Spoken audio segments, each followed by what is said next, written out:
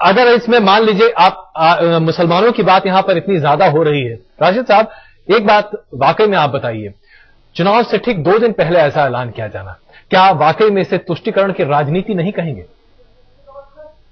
नहीं, बिल्कुल नहीं। देखिए, मैं खुद आपसे कह रहा हूं कि ये काश हमें पहले कर देना चाहिए था। कितना पहले? आप चलिए हमारे कितना पहले किया जाना चाहिए था? जी देखिए फिर आप ऐसी बात कहेंगे, 1 साल 2 साल, मैं कहूंगा उस पर 50 सवाल खड़े हो जाएंगे। मैं सिर्फ इतना कह सकता हूं। तो चलिए मैं एक सवाल आपके सामने रखना चाहता हूं, जिस सवाल में मैंने कई कांग्रेस के सामने रखा है। राशिद साहब सिर्फ ये बता दीजिए, सच्चर कमेटी की रिपोर्ट आए हुए ठंडे बस्ते में डाले हुए सालों गुजर गए, कांग्रेस ने उस पर ध्यान नहीं दिया, यूपीए ने ध्यान नहीं दिया, उत्तर प्रदेश के चुनाव और फौरन मुस्लिम आरक्षण की बात, क्या कहेंगे इससे आप? ये कौन सी राजनीति है?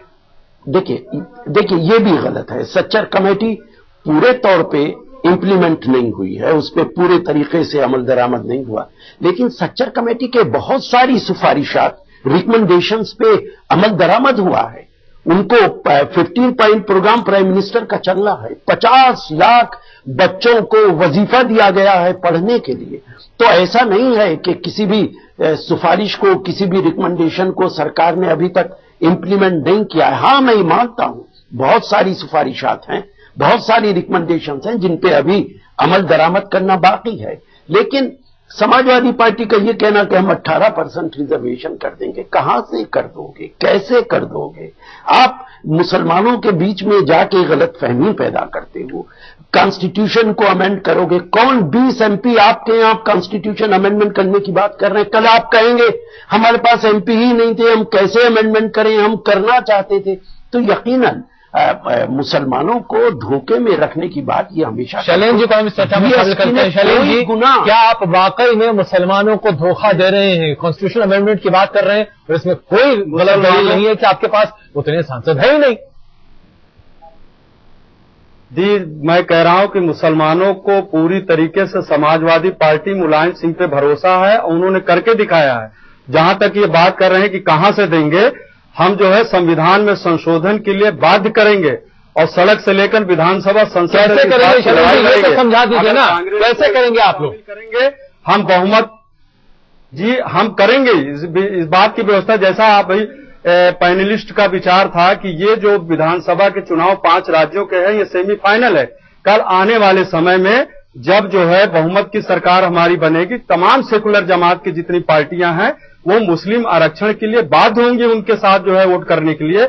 हम बहुमत जुटा के, हमारे इरादे बुलंद है और ये मुसलमान भाइयों को पूरी तरीके से उनके समझ में बात आ रही है, वो विश्वास भी कर रहे हैं कि अगर हमारी बेहतरी के लिए हमारे हक, चलिए यानी कि आप कहीं ना कहीं आप इस बात पर यकीन कर रहे हैं कि लोग आपका साथ देंगे और शायद इसी वायदे के साथ आप इस मैदान में उतर भी रहे हैं।